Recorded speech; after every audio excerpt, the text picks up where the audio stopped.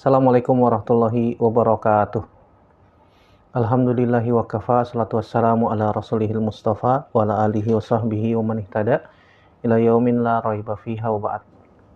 Ikhwafillah zinallahu wa ikum ajmain. Alhamdulillah, segala puji hanya milik Allah Subhanahu wa taala yang senantiasa memberikan kepada kita nikmat yang sangat banyak, nikmat yang tidak terhitung jumlahnya, sehingga Allah Subhanahu wa taala perkenankan kita kembali bersua, berjumpa, bertatap muka dalam media ini untuk melanjutkan pelajaran kita dari Ad-Durus Al-Yaumiyah. Sekarang kita masuk pelajaran yang ke 311, yaitu Fadlu Al-Ghani Asy-Syakir. Itu keutamaan orang kaya yang bersyukur. Keutamaan orang kaya yang bersyukur. Ketahuilah, saudaraku rahimanillah wa ikum ajmain, ketika harta kita berlimpah, maka kita wajib bersyukur kepada Allah Subhanahu wa taala. Dan jika harta kita berkurang alias serba kekurangan, kesempitan, miskin, maka kewajiban kita adalah bersabar. Ya, bersabar atas apa yang Allah Subhanahu wa taala berikan kepada kita berupa kemiskinan tersebut. Itu kewajiban yang sudah ditetapkan oleh syariat kita di dalam agama Islam atas mereka. Oleh karena itu, kekayaan dan kemiskinan itu semuanya ujian. Itu semuanya ujian dari Allah Subhanahu wa taala. Siapa saja yang menghadapi ujian sesuai dengan apa yang diperintahkan oleh Allah Subhanahu wa taala, maka dia adalah orang yang mulia. Ya, wajib kita bersyukur atas harta yang Allah Subhanahu wa taala amanahkan kepada kita, dan kita wajib bersabar atas kekurangan harta atau kemiskinan yang menimpa kita. Pada kesempatan kali ini kita akan bahas menjadi 5 poin tentang permasalahan keutamaan orang kaya yang bersyukur. Poin yang pertama, yaitu yang wajib kita ketahui bahwasanya kebanyakan mayoritas orang kaya itu lupa. Kebanyakan, mayoritas ya. Walaupun kita tidak katakan semuanya, tidak. Karena ada juga orang kaya yang senantiasa bazlul mal, yang mereka senantiasa menginfakkan harta mereka di jalan Allah Subhanahu wa taala. Dan kebanyakan mayoritas orang kaya itu ya lupa atas apa yang Allah Subhanahu wa taala amanahkan kepada kita. Ya, Nabi Shallallahu alaihi wasallam bersabda dalam sebuah hadis yang sahih riwayat Imam Bukhari dan Imam Muslim. Dalam riwayat Imam Bukhari nomor 6443 dari Abu Dzar Al-Ghifari radhiyallahu taala anhu, bahwasanya Nabi Shallallahu alaihi wasallam pernah bersabda, "Innal muksirina humul mukilluna yaumal qiyamah illa man a'tahu Allahu khairan fanafaha fihi yaminahu wa shimalahu wa baina yadayhi wa wara'ahu wa amila fihi khairan." Kata Nabi Shallallahu alaihi wasallam, "Innal muksirina humul mukillun." Sungguhnya orang-orang yang memperbanyak harta adalah orang-orang yang menyedikitkan kebaikannya pada hari kiamat. Kecuali illa man a'tahu Allahu khairan, kecuali orang-orang yang diberikan harta oleh Allah Subhanahu wa taala, lalu dia memberikan kepada orang yang di sebelah kanannya, fanafaha fihi yaminahu wa shimalahu wa baina yadayhi wa wara'ahu. Dia memberikan harta kepada orang yang sebelah kanannya, sebelah kirinya, depannya, belakangnya, dan dia berbuat kebaikan dengan harta tersebut. Hadis ini sahih riwayat Imam Bukhari dan Imam Muslim. Apa yang dimaksud dengan al-muksirin? Yaitu orang-orang yang memperbanyak harta. Kata Al-Imam Ibnu Hajar Al-Asqalani dalam Fathul Bari di jilid yang ke 12, juz yang ke-11, dalam Kitabur Riqaq bab yang ke-14 halaman 225, beliau mengatakan, "Al-muradu al-iktsar minal mal wal iqlal min sawabil akhirah wa hadza fi haqqi man kana muksiran wa lam yattasif bima dalla alaihi al-istitsna ba'dahu minal infaq." Ini maksud oleh Nabi sallallahu alaihi wasallam adalah, yang maksud dengan al-muksirin humul mukillun yaumal qiyamah adalah orang-orang yang memperbanyak dengan harta dan menyedikitkan pahala di akhirat, ini terjadi pada orang yang senantiasa memperbanyak harta, tetapi dia tidak memenuhi sifat yang ditujukan oleh pengecualian setelahnya, yaitu berinfak. Ya, berarti kalau orang yang Allah Subhanahu wa taala berikan harta kemudian dia berinfak, ya, tidak termasuk dalam kategori tersebut, yaitu orang yang memperbanyak harta nanti pada hari kiamat, mereka adalah orang-orang yang sedikit. Maksudnya sedikit apanya? Sedikit kebaikannya pada hari kiamat. Berarti mereka tidak mau berinfak, mereka tidak mau sedekah, mereka tidak mau memberikan sebagian dari hartanya untuk atau kepada orang-orang yang membutuhkan. Nah, berarti kalau misalnya orang tersebut ya senantiasa menginfakkan hartanya di jalan Allah Subhanahu wa taala, di pintu-pintu di jalan-jalan kebaikan, berarti tidak termasuk dalam masalah ini. Syekh Salim bin Id Al-Hilali dalam Bahjatun Nazirin menyebutkan bahwasanya orang yang kaya kemudian dia bersyukur dengan harta yang Allah Subhanahu wa taala berikan, bisa jadi dia yang pertama an ya'khuzahu minal wujuhil ma'zuni bimasyar'an as-salimah minal gish wal mukhadi'ah wa su'alin nas. Dia mendapatkan harta dari yang diizinkan oleh syariat. Artinya apa? Dia mendapatkan harta dari harta yang halal, dari harta yang thayyib. Ya, bukan dari cara yang gish, bukan dengan cara yang curang, bukan dengan cara mencuri, bukan dengan cara minta-minta kepada orang. Ada orang yang menjadikan minta-minta sebagai apa? Profesinya. Iya. Ini yang pertama, dia mendapatkan harta dari harta yang halal, bukan dari harta yang haram. Yang kedua, an yu'tiya kullazi haqqin haqqahu. Dia memberikan kepada orang-orang yang berhak untuk mendapatkannya. Bisa dengan cara berinfak kepada keluarga, memberikan makan kepada keluarga, menafkahi mereka, ya. Atau mengeluarkan zakat yang wajib, atau sedekah dengan sedekah yang sifatnya sunnah, ya.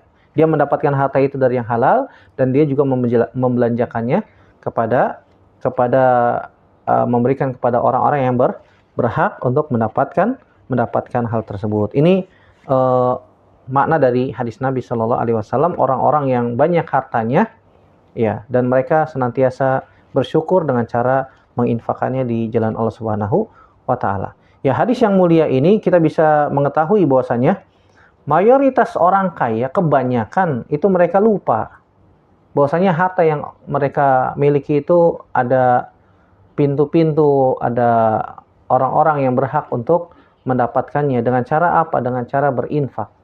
Ya, terkadang ada orang yang diberikan harta sangat banyak, tapi mereka tidak mau berinfak di jalan Allah Subhanahu wa taala.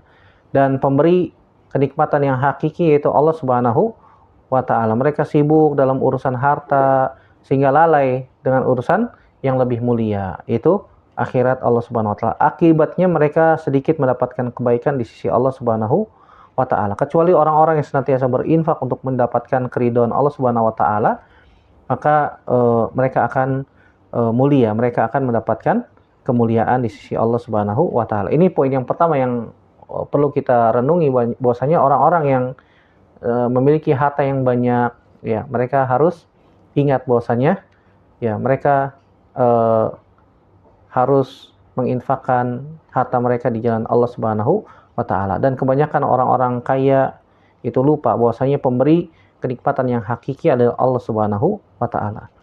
Kemudian poin yang kedua yang perlu kita fahami bersama, yaitu sebaik-baik harta adalah harta yang di tangan orang yang soleh. Sebaik-baik harta adalah harta yang berada di tangan orang yang soleh. Sebagaimana hadis Amr bin As radhiyallahu taala anhu, beliau mengatakan, ba'atsa ilayya Rasulullah sallallahu alaihi wasallam faqala khudz alaika thiyabaka wasilahaka summatini. Ya, kata Amr bin As radhiyallahu taala anhu, beliau berkata, ba'atsa ilayya Rasulullah sallallahu alaihi wasallam, Rasulullah sallallahu alaihi wasallam telah mengutus seseorang kepadaku. Kemudian beliau sallallahu alaihi wasallam memerintahkan, Khudh 'alaika thiyabaka wa silahaka tsumma tini. Ambillah pakaianmu dan senjatamu lalu menghadaplah kepadaku. Fataitu wa huwa yatawaddau fasa'ada fiyya an-nadhara tsumma ta'ta'ahu faqala inni uridu an ab'asaka ala jaishin fayusallimakallahu wa yughnimaka wa arghabu laka minal mali ragbatan salihatan. Kemudian kata Amr bin As, aku pun mendatangi Nabi SAW dan ketika itu Nabi sedang berwudu. Kemudian beliau melihat kepadaku kemudian bersabda, kata Nabi SAW, ya, ini uridu an ab'asaka. Aku akan mengutusmu memimpin ya ala jaishin, memimpin sebuah pasukan. Fayusallimakallahu wa yughnimaka wa arghabu laka minal mal ragbatan salihatan. Semoga Allah Subhanahu wa taala menyelamatkanmu dan memberimu harta rampasan perang, dan aku berharap engkau menyukai harta dengan kesukaan yang baik, dengan kesukaan yang baik. Qala faqultu ya Rasulullah ma aslamtu min ajlil mal walakinni aslamtu ragbatan fil Islam wa an akuna ma'a Rasulillah sallallahu alaihi wasallam. Kemudian Amr bin As mengatakan, wahai Rasulullah, aku masuk Islam bukan karena harta, bukan. Ya, aku masuk Islam karena aku mencintai Islam dan agar aku bisa bersama denganmu, dengan Nabi Shallallahu Alaihi Wasallam. Jadi Nabi SAW mengutus Amr bin As memimpin sebuah pasukan dan Nabi SAW berharap nanti menang pasukan tersebut dan mendapatkan ghanimah, dan ghanimah itu berada di tangan Amr bin As, orang yang soleh, sahabat Nabi radhiyallahu anhu. Kemudian Amr bin As mengatakan, wahai Rasulullah, aku masuk Islam bukan karena itu, bukan karena harta, tapi aku masuk Islam karena cinta dengan Islam. Aku cinta agar aku suka bersamamu, bersama Nabi Shallallahu Alaihi Wasallam. Lihat kata Nabi Shallallahu Alaihi Wasallam, ya Amr, nikmal malus salih lil mar'is salih. Wahai Amr, sebaik-baik harta yang baik adalah untuk orang yang soleh. Jadi Nabi Shallallahu Alaihi Wasallam mengutus Amr bin As, memberikan tugas sebagai pemimpin pasukan yang diharapkan dengan pemimpinnya Amr bin As. Amr bin As termasuk salah satu kuat, salah satu qaid, salah satu pemimpin perang orang-orang kafir Quraisy zaman dulu. Ya, beliau masuk Islam bersama Khalid bin Walid. Ya, kurang lebih di tahun ke-8 Hijriyah. Ya, bersama Khalid bin Walid. Khalid bin Walid termasuk pemimpin perang yang cukup tangguh ya di masanya ketika beliau masih dalam keadaan belum masuk Islam dan juga setelah masuk Islam. Peperangan yang dipimpin oleh Khalid bin Walid tidak ada peperangan yang kalah. Ya, beliau selalu memenangkan peperangan yang dipimpinnya. Begitu juga Amr bin As termasuk salah satu pemimpin perang di zaman jahiliyah yang cukup tangguh. Dan begitu juga ketika masuk Islam beliau menjadi pemimpin pasukan perang. Makanya Nabi Shallallahu Alaihi Wasallam mempercayakan memimpin pasukan yang diharapkan menang dan mendapatkan ghanimah, kemudian dibawa oleh Amr bin As sebagai orang yang soleh. Makanya Amr bin As mengatakan, wahai Rasulullah, aku tidak masuk Islam kecuali aku mencintai Islam, bukan karena harta, bukan karena harta, bukan karena yang lain, tapi aku cinta dengan Islam dan agar aku senantiasa bersama Rasulullah Sallallahu Alaihi Wasallam. Kemudian Nabi Sallallahu Alaihi Wasallam mengatakan, ya Amr, nikmal malus salih lil mar'is salih. Wahai Amr, sebaik-baik harta yang baik adalah di tangan orang yang soleh. Kenapa demikian? Ya, Nabi Sallallahu Alaihi Wasallam menjelaskan orang soleh mengetahui hak-hak harta. Ya, hadis tadi hadis tadi diriwayatkan oleh Imam Ahmad dan disahihkan oleh Syalbani dalam takhrij kitab Mushkilatul Faqr. Iya. Hadis riwayat Imam Ahmad nomor 18.230. Iya, 36. 18.236.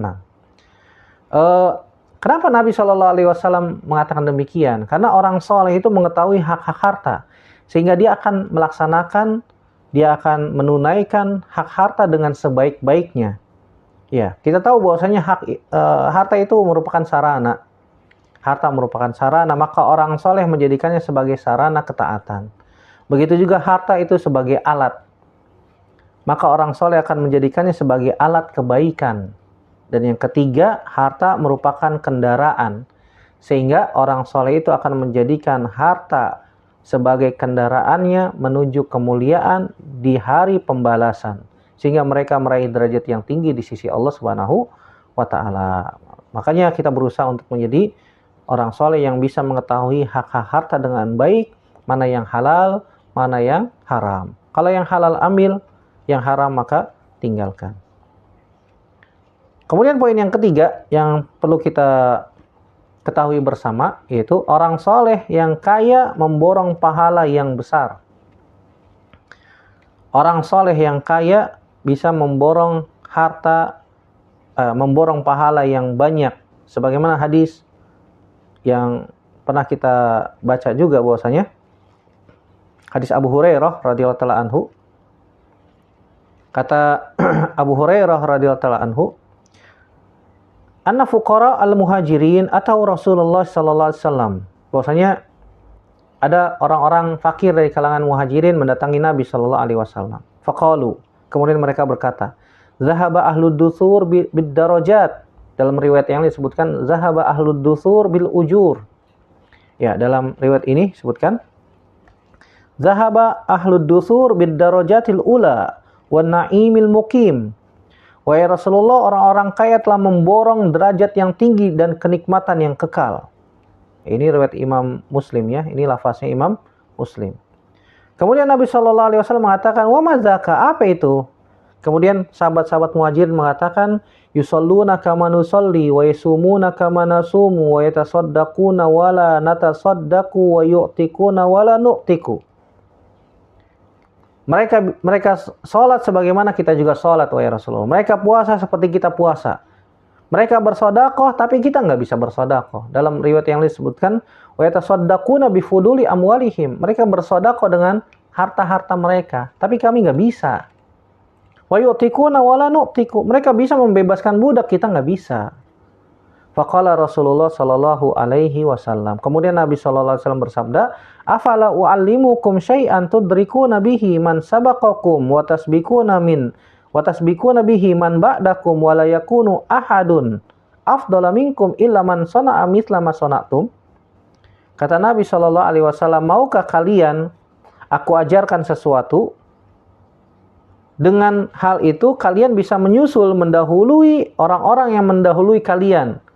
Yang dengan amalan tersebut kalian bisa mendahului orang-orang setelah kalian, dan tidak ada seorang pun yang bisa mendahului kalian. Tidak ada orang yang lebih baik daripada orang yang mengamalkan hal itu kecuali dia melakukan hal yang sama seperti kalian. Ya, Nabi SAW mengatakan, maukah kalian aku ajarkan sesuatu yang dengannya kalian bisa menyusul, mereka dapat pahala banyak, kalian bisa nyusul pahalanya dengan yang sama. Atau kalian bisa, kata Nabi SAW, bisa mendahului, bahkan bisa melampaui orang-orang yang punya harta banyak, mereka punya harta yang melimpah, bisa sedekah, bisa membebaskan budak, bahkan pahalanya bisa kalian lampaui itu dengan amalan ini. Mau nggak kalian aku ajarkan dengan hal ini? Kecuali orang itu melakukan juga amalan seperti yang kalian lakukan. Tentu saja para sahabat mengatakan iya. Tentu saja iya, wahai Rasulullah. Mau dong kita diajarkan amalan tersebut. Qalu bala ya Rasulullah. Iya, wahai Rasulullah, kami mau. Kemudian Nabi SAW mengajarkan tusabbihuna wa tukabbiruna wa tahmaduna dubura kulli salatin salasan wa salasina marratan. Kalian baca subhanallah, Allahu akbar, alhamdulillah selesai salat wajib 33 kali. Subhanallah, subhanallah, subhanallah. Pahalanya besar. Bisa melampaui orang-orang yang suka sedekah, bisa melampaui orang-orang yang membebaskan budak. Hanya mengucapkan subhanallah 33 kali, Allahu akbar 33 kali, alhamdulillah 33 kali habis salat wajib. Ternyata pahalanya besar, bisa melampaui orang yang suka sedekah, bisa melampaui orang-orang yang membebaskan budak. Membebaskan budak itu pahalanya besar. Satu budak aja harganya bisa ratusan juta, bahkan miliaran. Tergantung kondisi budak tersebut. Kan gitu. Semakin bagus, semakin tubuhnya bagus, kerjanya bagus, ya harganya mahal. Harganya mahal. Akhirnya mereka pun melakukan hal itu. Ya, perawi hadis ini yang bernama Abu Shalih mengatakan, faraja'a fuqara'ul muhajirina ila Rasulillah sallallahu alaihi wasallam. Setelah mereka mengamalkan itu, mereka balik lagi kepada Nabi sallallahu alaihi wasallam. Faqalu, mereka pun berkata, sami'a ikhwanuna ahlul amwal bima fa'alna fafa'alu mislahu. Wahai Rasulullah, orang-orang kaya, sahabat-sahabat kami dari kalangan orang kaya telah mendengar amalan yang engkau ajarkan kepada kami. Mereka lakukan juga, wahai Rasulullah. Mereka melakukan seperti yang kita lakukan. Apa kata Nabi sallallahu alaihi wasallam? Zalika fadlullahi yu'tihi may yasha. Itulah karunia yang Allah Subhanahu wa taala berikan kepada siapa saja yang Allah kehendaki. Hadis ini riwayat Imam Muslim nomor 595. Ya, dari hadis yang mulia ini kita bisa ketahui bahwasanya para sahabat itu sangat tamak dengan pahala. Ya, sampai mereka iri kepada orang-orang kaya, kepada orang-orang kaya yang diberikan harta, mereka bisa sedekah, mereka bisa apa? Membebaskan budak.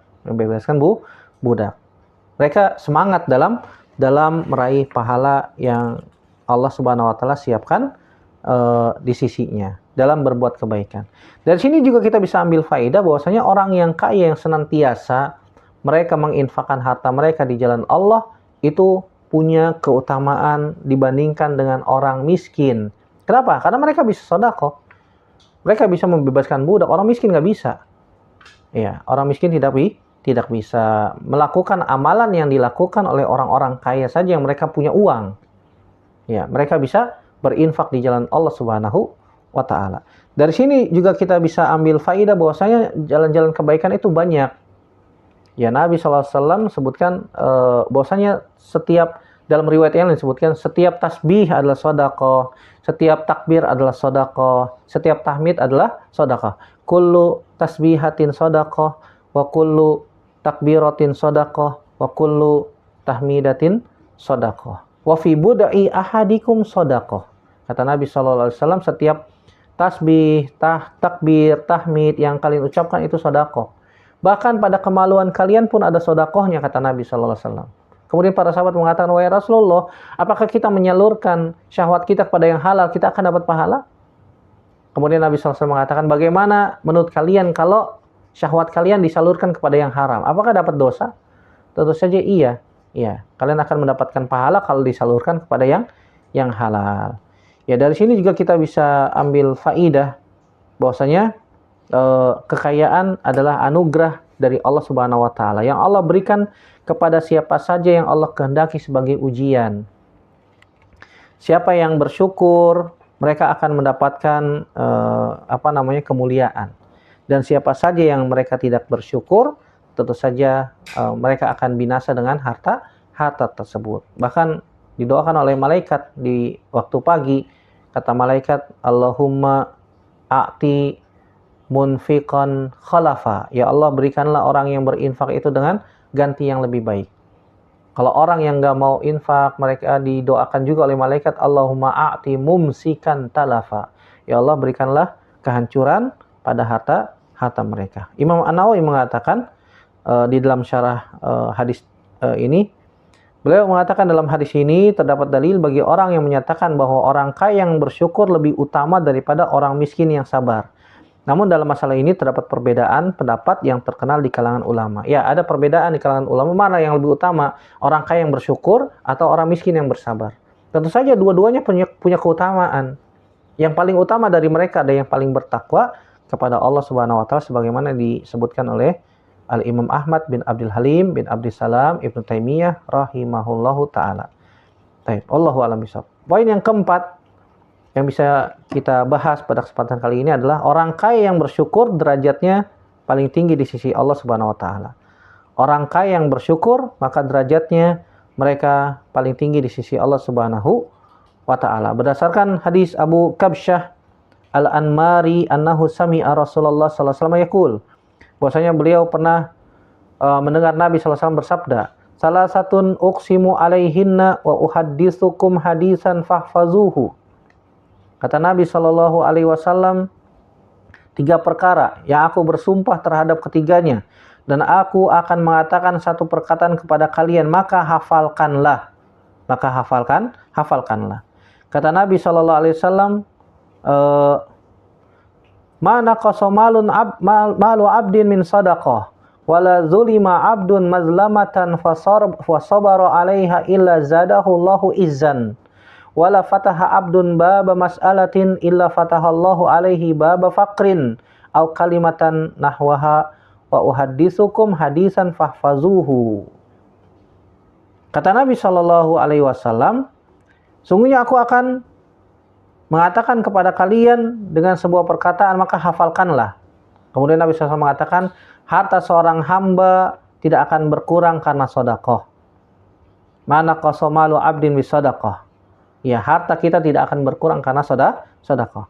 Tidaklah seorang hamba dizalimi dengan sebuah kezaliman, kemudian dia sabar terhadap kezaliman tersebut, kecuali Allah akan menambahkan kemuliaan kepadanya.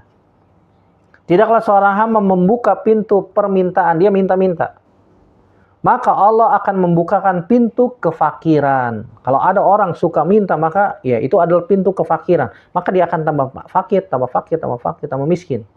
Ya, makanya nggak boleh minta. Atau kalimat yang seperti itu yang disebutkan oleh Nabi Shallallahu Alaihi Wasallam. Dan Nabi Shallallahu Alaihi Wasallam mengatakan sebuah perkataan kepada kalian. Kata Nabi, hafalkanlah. Beliau Shallallahu Alaihi Wasallam mengatakan, innamad dunya li arba'ati nafarin. Sesungguhnya dunia itu untuk 4 orang. Yang pertama, kata Nabi SAW, abdin razaqahullahu malan wa ilman fahuwa yattaqi fihi rabbahu wa yasilu fihi rahimahu wa ya'lamu lillahi fihi haqqan fahadza bi afdalil manazil. Kata Nabi SAW, yang pertama, dunia diberikan kepada 4 orang. Yang pertama, hamba Allah yang Allah berikan rizki kepadanya berupa harta dari jalan yang halal. Dan juga diberikan ilmu agama Islam. Kemudian dia bertakwa kepada Allah Subhanahu wa taala pada rizki yang diberikan tersebut itu berupa harta dan ilmu. Dia diberikan harta dan juga diberikan ilmu. Kaya plus ulama, ya, seorang alim. Kemudian dia berbuat baik kepada kerabatnya dengan rizki yang Allah berikan kepadanya, dan dia mengetahui hak bagi Allah Subhanahu wa taala pada ilmu dan harta tersebut. Maka hamba ini memiliki kedudukan yang paling tinggi, paling utama di sisi Allah. Yang Allah berikan harta dan ilmu, kemudian dia menunaikan hak dari harta dan ilmu tersebut. Ini yang pertama. Yang kedua, kata Nabi SAW, wa abdin razaqahullahu ilman walam yarzukhu malan fahuwa sadiqun niyati yaqulu law anna li malan la amiltu bi amali fulanin fahuwa bi niyatihi fa ajruhuma sawaun. Kata Nabi, yang kedua, dunia itu diberikan kepada seorang hamba yang Allah berikan rizki kepadanya berupa ilmu. Dia diberikan ilmu, tapi nggak diberikan harta. Dia diberikan ilmu, tapi tidak diberikan harta. Kemudian dia memiliki niat yang baik. Kemudian dia mengatakan, seandainya aku memiliki harta, aku akan berbuat seperti si fulan, orang yang pertama yang melakukan kebaikan. Maka dia akan dibalas oleh Allah Subhanahu wa taala berdasarkan niatnya. Maka pahalanya sama seperti orang yang pertama. Iya, seperti orang yang pertama. Kenapa? Karena dia niatnya baik. Dia punya ilmu tapi nggak punya harta. Dia mengatakan, kalau saya punya harta seperti fulan, saya akan menginfakkan harta saya di jalan ini dan di jalan itu. Maka pahalanya sama seperti orang yang pertama. Ini orang yang kedua. Orang yang ketiga, kata Nabi SAW, wa abdin razaqahullahu malan walam yarzukhu ilman fahuwa yakhbitu fi malihi bighairi ilmin la yattaqi fihi rabbah wa la yasilu fihi rahimah wa la ya'lamu lillahi fihi haqqan fahadza bi akhbasil manazil. Kata Nabi SAW, ada orang yang Allah berikan dia rizki berupa harta, tapi Allah tidak berikan ilmu. Subhanallah, ini keutamaan ilmu, ya. Ada orang yang diberikan harta tapi nggak diberikan ilmu. Kemudian dia berbuat sembarangan dengan hartanya tanpa ilmu. Dia tidak bertakwa kepada Allah Subhanahu wa taala terhadap hartanya. Dia juga tidak berbuat baik kepada kerabatnya, dan dia tidak mengetahui hak-hak Allah atas harta tersebut. Maka orang ini memiliki kedudukan yang paling buruk di sisi Allah Subhanahu wa taala. Ya, ini menunjukkan keutamaan ilmu. Ya, ilmu itu bisa menjadi apa? Ya, penyelamat, ya, atas izin dari Allah Subhanahu wa taala, seperti tameng dari keburukan-keburukan yang dia miliki. Yang keempat, kata Nabi SAW, wa abdin lam yarzuqhu Allahu malan wala ilman. Ya, seorang hamba yang tidak diberikan rizki, harta ataupun ilmu, nggak punya harta, nggak punya ilmu.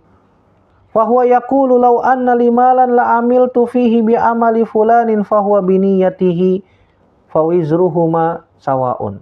Kemudian dia mengatakan, kalau saya punya harta, saya akan melakukan seperti yang dilakukan oleh fulan, yang orang yang ketiga, berbuat dosa dengan hartanya.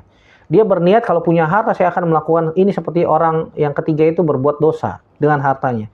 Maka dia berdasarkan niatnya maka akan dapat dosa yang sama seperti orang yang ketiga. Seperti orang yang ketiga. Hadis ini diriwayatkan oleh Imam Tirmizi nomor 2325, Imam Ahmad, Imam Ibnu Majah, dan yang lainnya disahihkan oleh Syalbani dalam Sahih Sunan Ibnu Majah, dan juga dalam kitab Al-Ilmu wa Fadluhu wa Syarafuhu, halaman 252 sampai 253. Ya, dari hadis ini kita bisa ambil beberapa faidah. Yang pertama, ya, derajat manusia itu bertingkat-tingkat di hadapan Allah Subhanahu wa taala. Ada yang paling mulia dan juga ada yang paling bertakwa. Tentu saja siapa yang melakukan ketaatan lebih banyak, meninggalkan kemaksiatan, diiringi dengan keimanan dan keikhlasan, maka dia lebih mulia di sisi Allah Subhanahu wa taala. Yang kedua, Nabi SAW menginformasikan bahwasanya orang yang kaya dan berilmu kemudian bersyukur dengan cara bertakwa kepada Allah, dengan cara ilmunya diamalkan, ya dia berusaha mengamalkan ilmunya, dan juga dia mensedekahkan ilmunya, mengajarkan kepada orang. Dan dia orang yang paling mulia di sisi Allah Subhanahu wa taala. Nabi SAW menginformasikan tentang keutamaan orang yang kaya, yang bersyukur dengan cara menginfakkan hartanya, dan orang yang berilmu dan dia mensedekahkan ilmunya, mengajarkan kepada orang. Ini mulia di sisi Allah Subhanahu wa taala. Yang ketiga, hamba yang paling utama di sisi Allah adalah hamba yang kaya dan bersyukur. Kenapa demikian?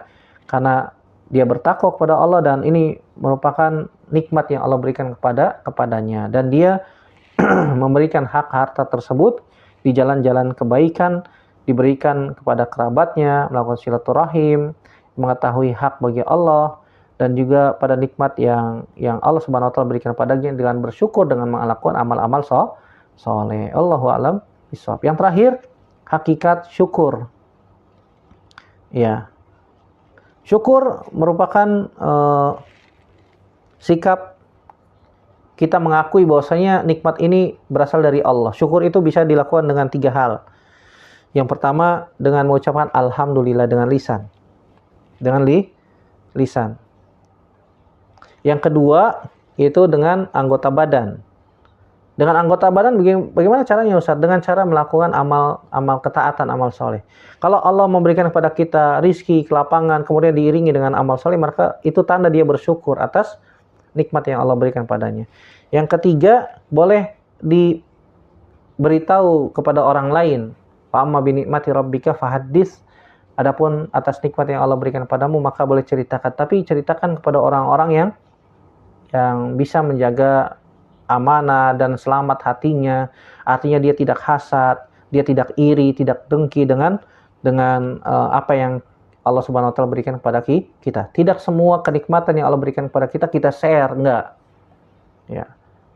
Tidak semuanya kenikmatan yang Allah berikan kepada kita share, tidak. Kenapa? Karena ya orang bermacam-macam hatinya, ada yang sehat, ada yang sakit, ada yang mati, sehingga bisa iri, dengki, hasad kepada kita, sehingga bisa menimbulkan pengaruh, ya bisa menimbulkan ain, misalnya penyakit, tiba-tiba panas dan seterusnya, bisa karena mata jahat, ain. Makanya menceritakan nikmat yang Allah berikan kepada kita tidak kepada semua orang. Itu kepada orang-orang tertentu saja yang kita percayai dia adalah orang yang sehat hatinya, orang yang selamat dari penyakit hasad, iri, dan dengki. Wallahu a'lam bishawab. Ini saja yang bisa kita bahas pada kesempatan yang mulia ini. Semoga kita semua diberikan oleh Allah Subhanahu wa taala rasa syukur atas nikmat yang Allah berikan kepada kita, dan ini sangat banyak sekali. Ya, nikmat yang Allah berikan kepada kita sangat banyak. Ya, misalnya seorang suami diberikan istri yang soleha, ini nikmat luar biasa. Seorang istri diberikan suami yang soleh, ini nikmat luar biasa. Betapa banyak orang-orang yang tidak punya pasangan, menyendiri gitu ya. Atau seorang suami yang menjadi duda atau istri yang menjadi janda, tidak ada suaminya. Sehingga dia sendiri menafkahi anak dan keturunannya seorang diri, berat. Ini berat. Ketika kita masih punya pasangan, punya anak-anak, punya kendaraan, punya rumah, ini nikmat luar biasa yang patut kita syukuri bersama. Oleh karena itu, dalam kajian ini kita bahas keutamaan orang kaya yang bersyukur. Ya, semoga kita semua bisa mengambil faidah dari kajian ini, dan semoga Allah Subhanahu wa taala memberikan pada kita hati yang senantiasa bersyukur atas nikmat yang Allah berikan kepada kita. Amin ya rabbal alamin. Semoga bermanfaat. Aku qouli hadza astaghfirullah li wa lakum.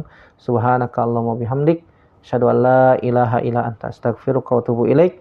Wassalamualaikum warahmatullahi wabarakatuh.